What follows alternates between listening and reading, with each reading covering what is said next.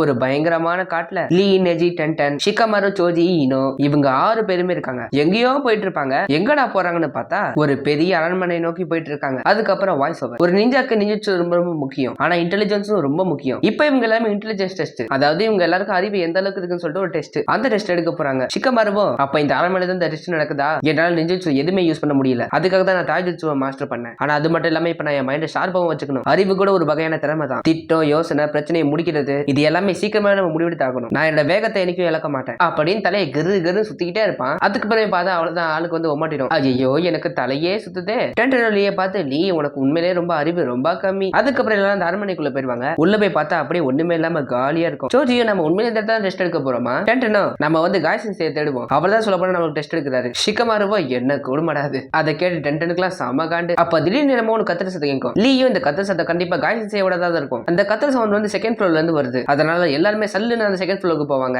Second floor போனா அங்க ஒரு கதவு இருக்கும். அந்த கதவை தந்துட்டு உள்ள போனான்னு பார்த்து ஃபுல் வீடியோ லிங்க் டைட்டிலுக்கு மேல இருக்கு. வீடியோவை செக் பண்ணி என்ஜாய் பண்ணுங்க.